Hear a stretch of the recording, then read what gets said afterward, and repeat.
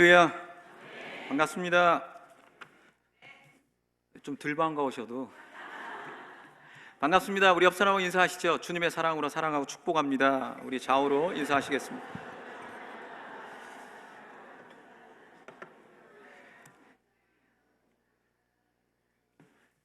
제가 물을 자주 마시겠습니다. 찬양할 때 정말 이 찬양하고 싶은데 가끔씩 따라 부르지 못할 때는 침이 부족할 때 이 혀가 천장에 가서 붓습니다. 그리고 입이 많이 헐기 때문에 그래서 내공을 모으듯이 찬양 중간중간 한 번씩 침을 쫙 모았다가 그렇게 해야 됩니다. 여러분들이 무심코 뱉는 침이 누군가에게는 기적이 될 수 있다는 것을 꼭 기억하시고 찬양할 수 있음이 감사하고, 할렐루야. 이렇게 하나님이 주신 거에 대한 감사가 넘치는 그런 예배가 되길 간절히 소원합니다. 오늘 어떻게 쓰고 있습니까? 라는 제목으로 하나님 말씀을 증거하겠습니다. 예전에 제가 어느 뉴스를 보다가 제 눈길을 끄는 그런 뉴스가 하나 있었습니다. 미국의 어느 주에서 로또에 당첨된 한 여인의 이야기였습니다. 당첨금은 무려 8,500억가량 되었다고 합니다. 역시나 안 놀라실 줄 알았습니다.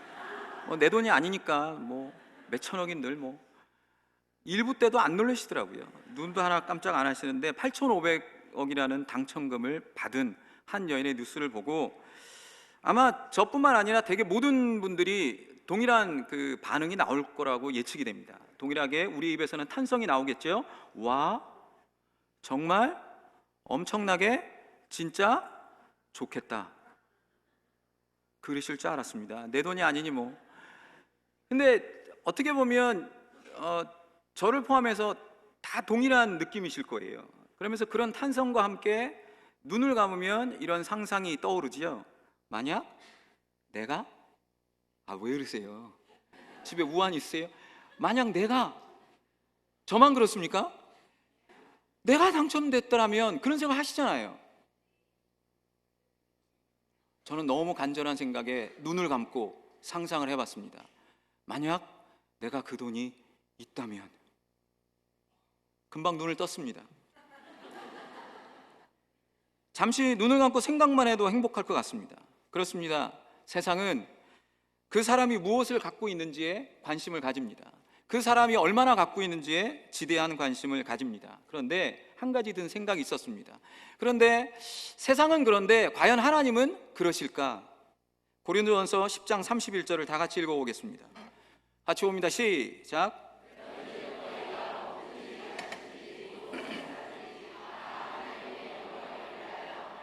오늘 말씀이 뭐라고 하십니까? 다 하나님의 영광을 위하여 하라, 쓰라. 하나님의 관심은 사람의 관심처럼 얼마나 갖고 있는지, 무엇을 갖고 있는지의 관심보다는 어디에 더 관심을 갖고 계세요? 가진 것들을 어떻게 쓰고 있느냐에 관심을 더 가지고 계신다는 겁니다. 할렐루야. 그런데 하나님께서 우리의 삶에 얼마나 많은 자원들을 주셨는지를 오늘 한번 묵상해 봐야 됩니다. 빌립보서 4장 19절입니다. 같이 봅니다. 시작.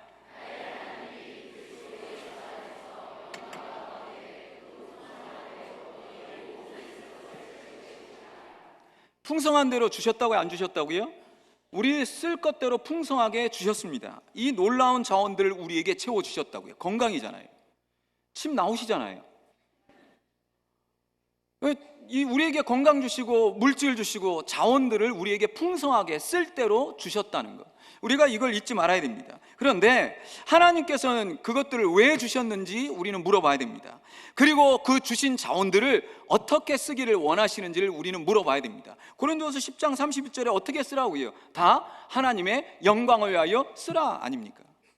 그렇습니다. 하나님의 영광을 위하여 하나님은 쓰기를 원하십니다. 그래서 오늘 우리도 우리의 관심 또한 하나님께 받은 자원을 어떻게 쓰고 있는지에 집중하는 시간이 되길 간절히 소원합니다.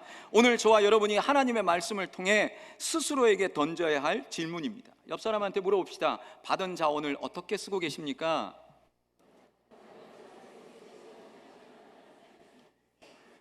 네, 언짢을 수가 있죠. 내 거 내가 쓰는데. 하나님이 주신 자원들을 어떻게 쓰고 있는지에 대한 질문이 우리 스스로에게 있어야 됩니다. 어떻게 써야 됩니까? 하나님의 영광을 위해 우리가 쓰고 있는지 점검하는 시간이 되어야 됩니다. 여기서 하나님의 영광은 결코 추상적인 개념이 아닙니다. 하나님의 영광은 하나님의 뜻이 이루어질 때 드러납니다. 결국 하나님의 영광이 드러나는 것, 오늘 하나님의 말씀이 하라고 하시는 일을 할 때 그 영광은 드러납니다. 믿습니까? 하나님의 영광은 뜬구름 잡듯이 그냥 하나님의 영광을 외친다고 되는 게 아니라는 얘기입니다. 하나님의 영광은 분명합니다. 언제 드러납니까? 하나님이 말씀하시는, 지시하시는, 그 시키시는 일을 할 때, 그 뜻이 이루어질 때 하나님의 영광이 비로소 드러납니다. 오늘 본문을 통해서 하나님께서 오늘 우리에게 뭘 하라고 하시는지를 그래서 살펴봐야 됩니다. 19절, 20절을 다 같이 한 번만 더 읽어봅시다. 시작. 그러므로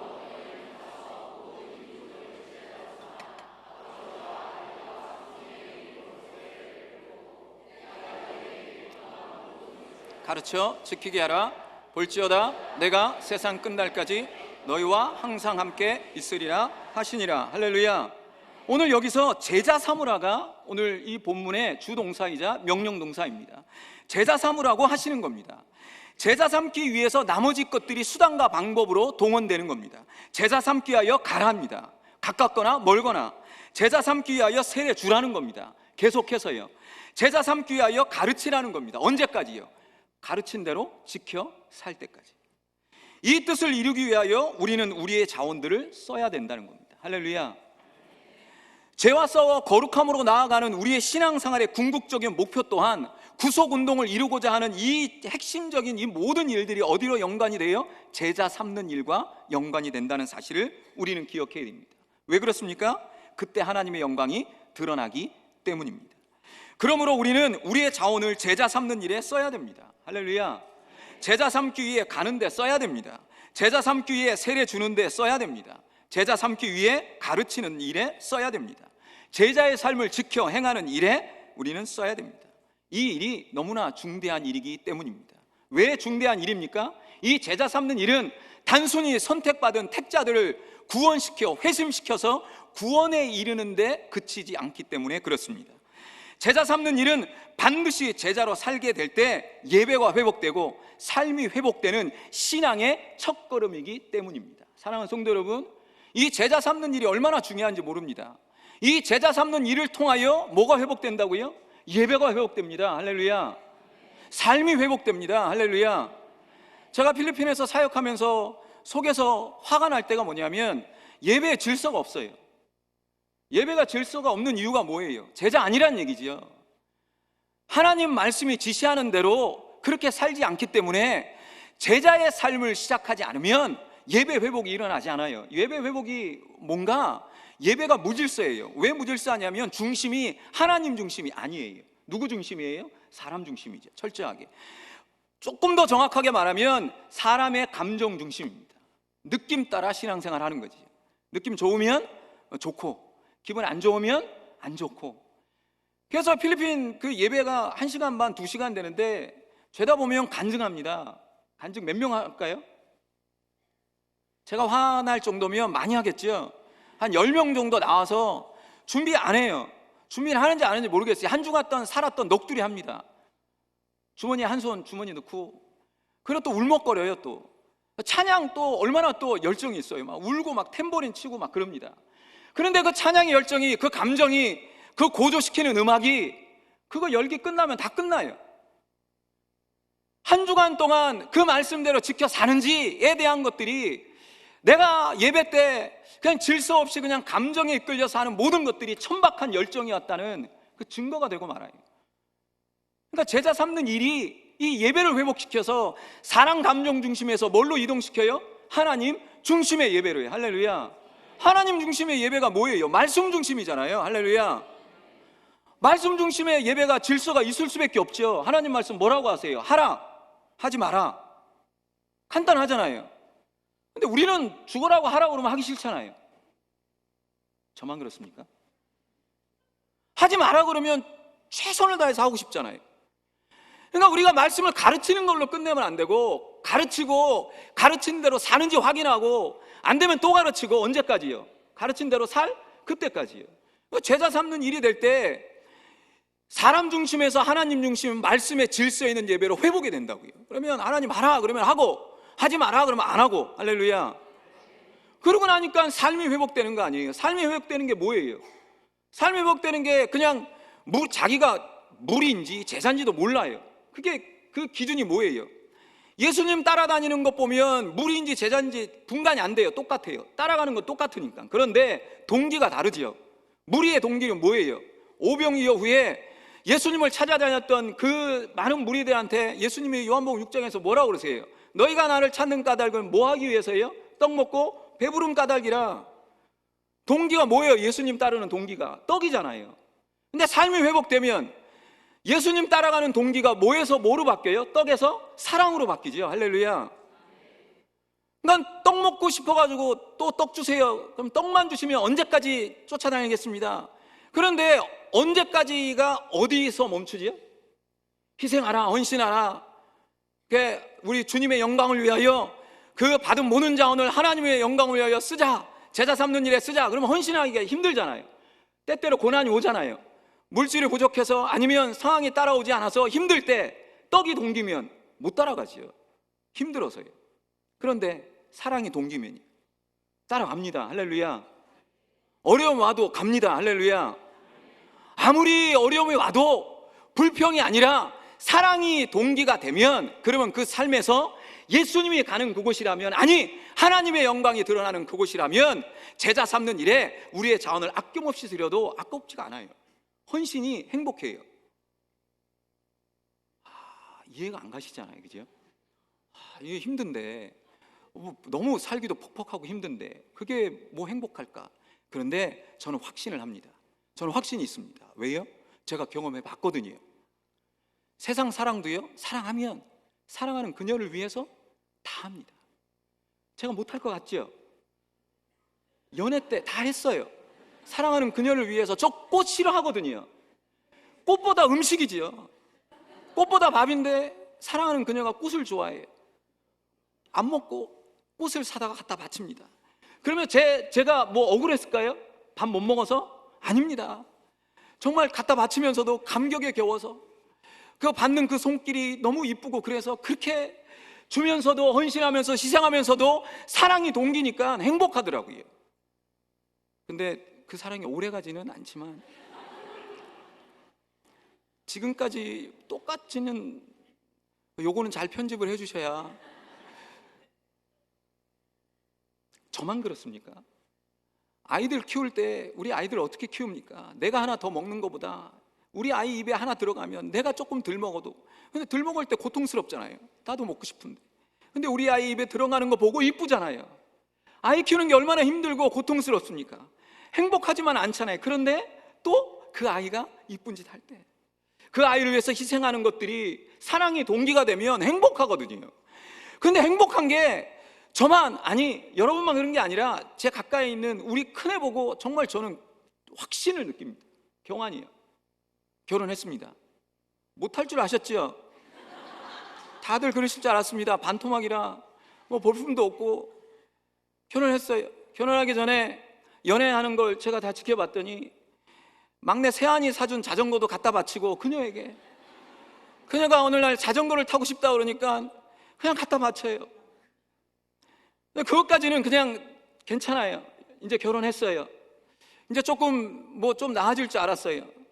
근데 경환이가 이제 자기 일도 하고 뭐 여러 가지 하는데 이제 피곤하면 치질이 있어서 똥꼬가 가끔씩 빠져요. 죄송합니다. 식사 전인데. 똥꼬가 빠져요. 그런데 경환이가 그 똥꼬 빠지면서도 자기 아내가 맞벌이를 하니까, 출근하니까, 출근하기 전에 뭘 싸요? 도시락을 싸더라니까요. 경환이 아시겠지만 지 하나 먹는 것도 기적이는데, 자기 하나 챙기는 것도 기적이는데, 그게 고통이는데 자기 아내를 위해서 도시락을 쌉니다. 더 가관인 건 도시락 위에 방울토마토를 반으로 잘라서 하트를 그려요. 그거 하면서 좋다고 똥꼬 빠졌는데. 그리고 인증샷을 찍어서 저한테 보내줘요. 저는 행복할까요? 행복하지 않습니다. 나는 그렇게 안 해줬거든요. 그러면서도 행복해요. 똥꼬 빠졌는데도 그렇게 좋아해요. 바보같이. 왜 그럴까요? 왜 그럴까요? 사랑이 동기가 되니까 사랑하는 그녀를 위해서라면 행복한 거거든요. 여러분, 희생이 행복한 거거든요. 헌신이 행복한 거거든요. 없어지는 거, 아까운 게 없는 거거든요. 왜요? 떡에서 사랑으로 바뀐 자들이 느끼는 행복이에요. 우리가 다 그렇게 살지 않았습니까? 어느 날 우리의 삶에 하나님이 말씀하셔서 하나님 말씀을 우리가 깨닫고 나니까 하나님의 은혜를 받지 않았습니까? 하나님 앞에 은혜 받는 게 뭐예요? 하나님 사랑을 깨달을 때 은혜 받는 거잖아요. 할렐루야. 하나님이 나를 얼마나 사랑하는지를 깨달으니까 은혜를 받아요. 하나님이 우리를 얼마나 사랑하세요. 하늘 영광 보좌를 버리시고 그분이 희생하시고 헌신하셔서 내가 받아야 될 저주와 내가 받아야 될 심판을 온몸으로 주시고 하늘과 땅 사이에 매달리시고 몸을 찢어 우리를 사랑하신다는 사랑의 확증을 주셨잖아요. 그 사랑을 오늘날 문득 깨닫고 보니까 이 사랑 때문에 이 사랑이 동기가 돼서 주님을 따라가는 삶이 제자 아닙니까? 내 방식대로 사는 것이 행복하고 편할 것 같았는데 주님의 사랑을 깨닫고 나니까 이제 더 이상 내 방식대로 사는 것이 행복한 게 아니라 주님 말씀대로 주님 방법대로 사는 것이 행복해졌잖아요. 그러니까 주님 따라가는, 주님이 명령하신 일들을 수종드는데 때때로 고난이 와도, 때때로 어려움이 와도 받은 자원, 희생하고 헌신한 것들이 조금 힘이 들어도 행복에 겨워 했잖아요. 노래했잖아요. 그 모든 고난 속에서도 노래하게 만드는 그 힘이 사랑의 열정이었잖아요. 할렐루야. 그 모습이 저와 여러분의 모습 아니었습니까? 이 제자된 모습 속에 예배가 회복되고 삶이 회복된 자들이 고난 중에도 하나님 말씀 붙잡고 살려고 할 때 그 고난 속에서 노래하게 만드는 이 놀라운 열정, 이게 제자 삼는 귀한 사역의 감격스러운 모습 아닙니까? 사랑하는 성도 여러분, 이 감격의 사역, 제자 잡는 이 귀한 일에 우리는 우리에게 허락된 모든 자원들을 써야 마땅합니다. 할렐루야. 그런데 우리는 여기서 한 가지 놀라운 은혜를 발견하게 됩니다. 하나님께서 허락하신 자원들을 하나님께서 기뻐하시는 일에 쓰는 것이 마땅한 일인데, 하나님께 영광 돌리는 그 일에 쓰는 게 마땅한 일인데도 불구하고 말씀에 순종하는 우리에게 귀한 복을 주십니다. 어떤 복을 주시는지 한번 살펴봅시다. 마태복음 1장 23절입니다. 같이 봅니다. 시작.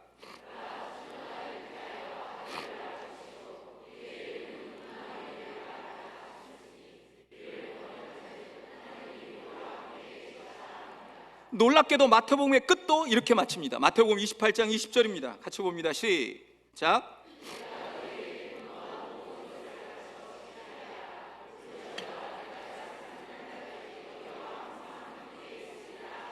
마태복음 시작과 끝이 뭘로 맞춰요? 임마누엘 아닙니까?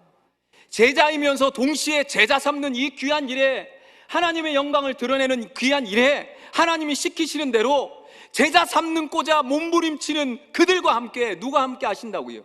하나님이 함께 하신다고요. 처음부터 끝까지 함께 하신다는 귀한 약속의 말씀입니다.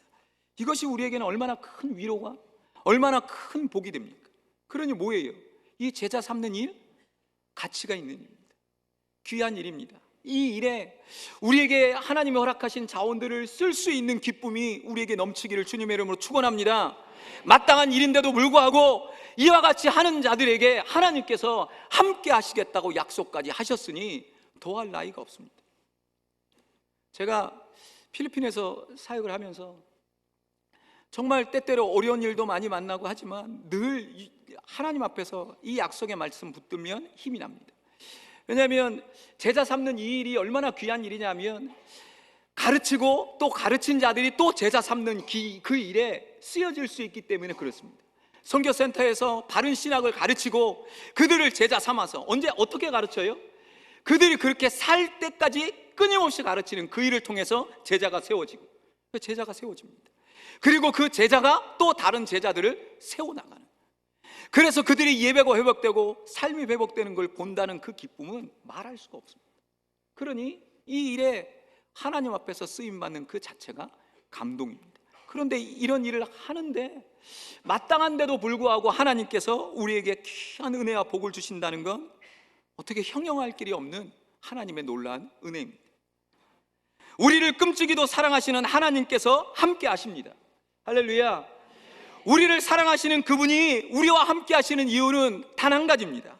모든 것을 합력하여 선을 이루시는, 우리를 도와주시기 위한 함께 하심이기 때문에 우리에게는 힘이 됩니다. 할렐루야. 우리가 하나님의 영광을 위하여 제자 삼는 일에 모든 것들을 드리기 위하여 몸부림치는 그 순간, 하나님이 나를 도우시기 위하여 나와 함께 하신다. 그런데 더 놀라운 건 18절입니다. 한번 읽어봅시다. 18절입니다. 시작.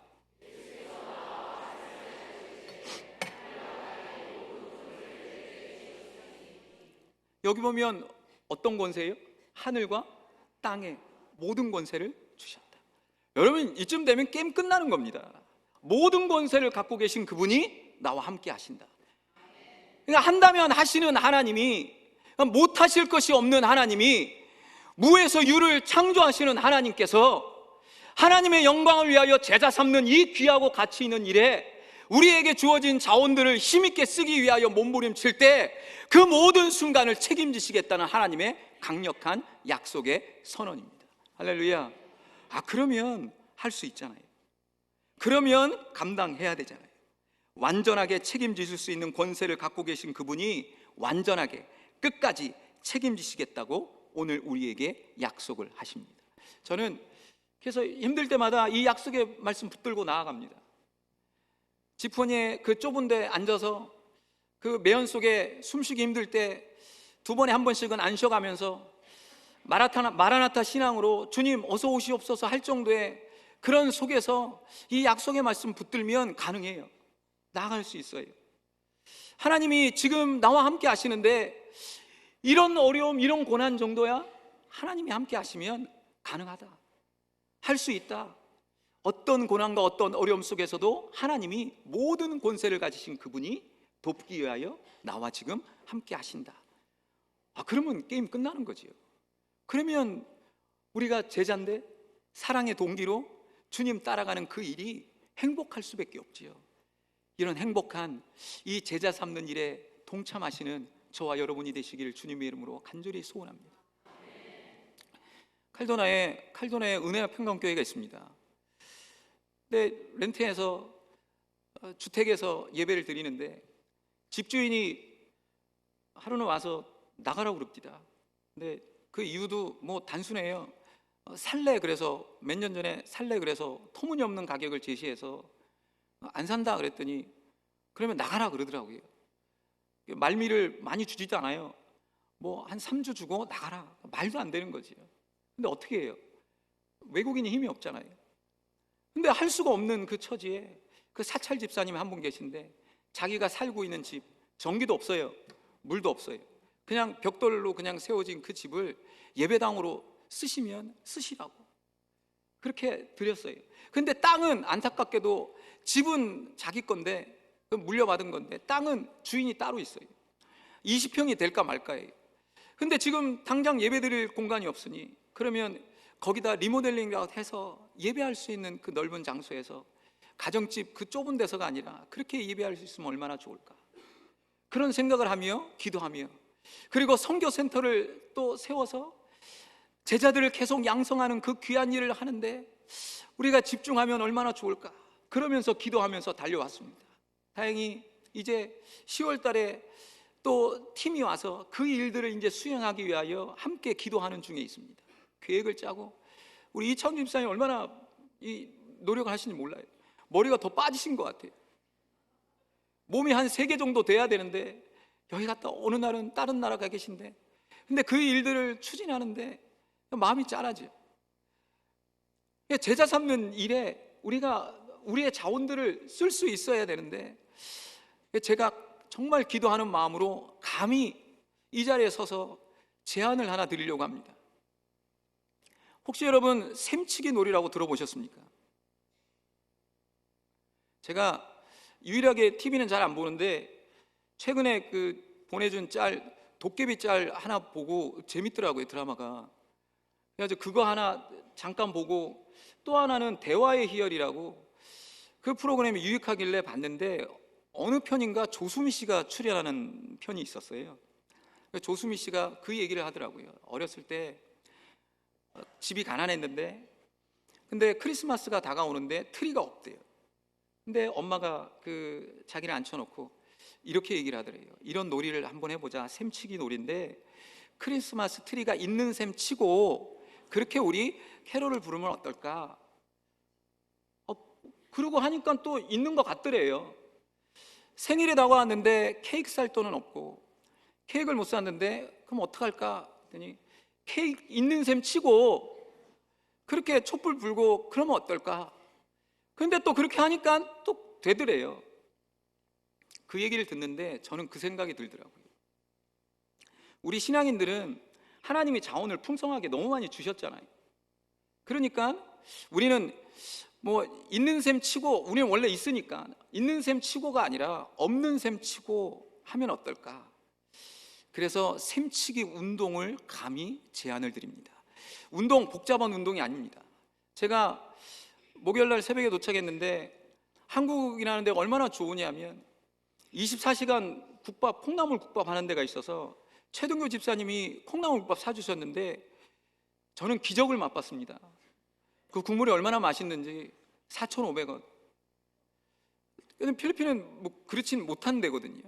근데 저는 이런 생각이 들었습니다. 우리는 그냥 비싼 거 먹은 셈 치고 싼 거 먹고. 이해가 안 가시죠?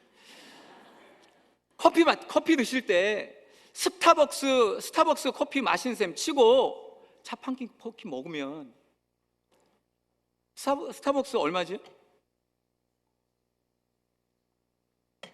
그냥 뭐 이렇게 모른 척 하지 마세요. 다 알고 있습니다. 다 스타벅스 가는 거 알고 있습니다. 그거 아니면 콩카페겠죠 뭐. 여러분들 그게 얼마겠어요? 밥보다 비싸잖아요. 많이들 드시더라고요. 5,000원 넘잖아요. 다 알고 있는데요 뭐. 콩나물 국밥보다 비싸잖아요. 근데 그거 사 드시고 아주 싼 커피 그거 드시면서 어떤 셈 치자고요? 스타벅스 커피 먹는 셈 치고 그 나머지 차액은 어떻게 하자고요? 하나님의 영광을 위해서 제자 삼는 이 귀하고 가치 있는 일에 쓰자 이거죠. 할렐루야. 여러분 다 뷔페 비싼 데 가시잖아요. 비싼 거 뭐 2, 3만 원짜리 드시잖아요. 호텔. 안 그런 척 하지 마세요. 가족들하고 회식하시면 비싼 거 드시잖아요. 그런 거 드신 셈 치고 천국 가면 되잖아요. 김밥 천국이요. 그냥 뷔페 2만 원짜리 드신 셈 치고 김밥 천국 가셔서 김밥 한 줄 드시면 1,500원이잖아요. 그러면 그 남는 돈으로 뭐 하자고요? 하나님의 영광을 드러내는 제자 삼으라고 하시잖아요.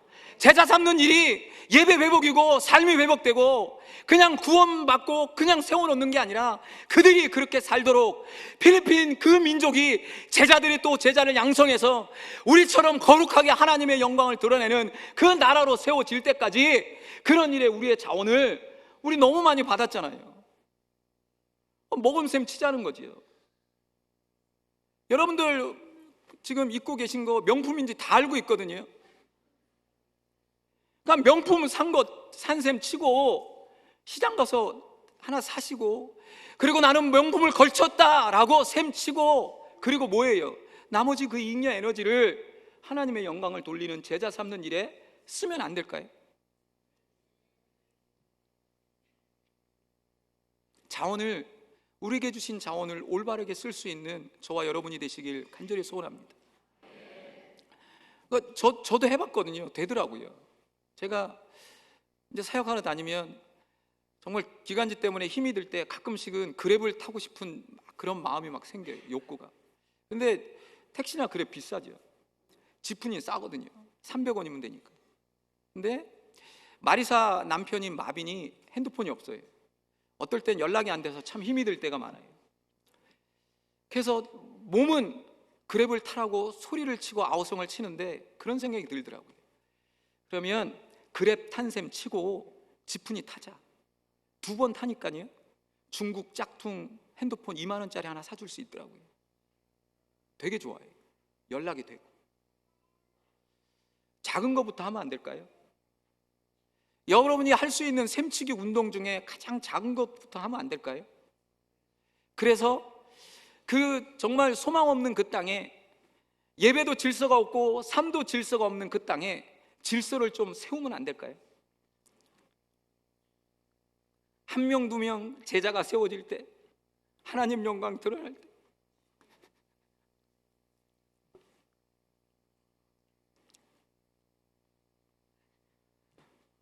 그렇게 좀 쓰면 안 될까요?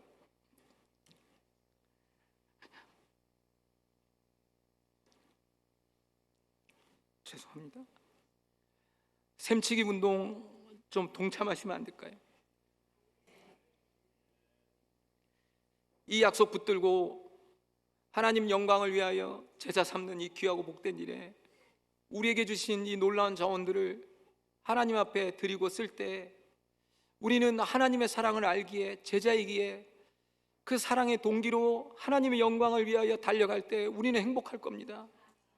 행복하게 노래할 겁니다. 그리고 우리가 그렇게 하나님의 영광을 위하여 우리의 자원을 썼더니 또 다른 나라에 우리가 세운 제자들을 보게 될 때 우리 입에서는 감격이 터져 나올 겁니다. 하나님이 하셨습니다. 이 약속 붙들고 제자 삼는 일을 감당하시는 저와 여러분이 되시기를 주님의 이름으로 축원합니다. 받은 모든 자원들을 어찌하든지 주께서 영광을 받으시는 제자 삼는 귀하고 복된 일에 우리에게 주신 자원들을 사용하실 수 있는 저와 여러분이 되시기를 주님의 이름으로 축원합니다. 그때 모든 권세를 다 동원하시어서 섭리하시는 임마누엘의 그 놀라우신 복으로 하나님의 영광을 위하여 우리에게 주신 자원들을 쓰는 자들, 제자된 자들, 또 제자를 세우는 그 일들을 하는 자들과 처음부터 끝까지 강력하게 섭리하시며 우리를 도우시는 하나님의 놀라운 손길을 경험하는 저와 여러분이 되실 겁니다. 그 일을 향하여 힘있게 달려가십시다. 그 일을 위하여 제자 삼는 일에 앞장서십시다. 셈치기 운동한 그 놀라운 결과들을 보게 되는 그날 하나님 앞에 영광의 찬양을 올려드리시는 그때를 꿈꾸십시다. 그리고 거룩함으로 달려나가는 저와 여러분이 되어서 필리핀의 그 예배 질서조차 없는 그 땅에 바른 말씀이 선포되고 바른 신학이 증거되고 신학교가 세워지고 그 속에서 제자들이 양성되고 세워진 제자들이 또 센터를 세우고 그 센터에서 교회가 세워지고 아이들을 불러서 성경을 가르치고 또 자기 민족을 향한 뜨거운 열정으로 또 다른 제자들을 섬기고 또 세우고, 그리고 메인 센터에 불러서 또 가르친 대로 제대로 사는지 확인하고 또 재교육하고 파송하고, 이런 일들이 벌어지는 일에 우리에게 주신 자원들을 쓰면 안 될까요? 이 거룩한 일에 우리 모두가 동참하는 우리 복된 성도님들, 참된 제자들이 되기를 주님의 이름으로 축원합니다. 기도합시다.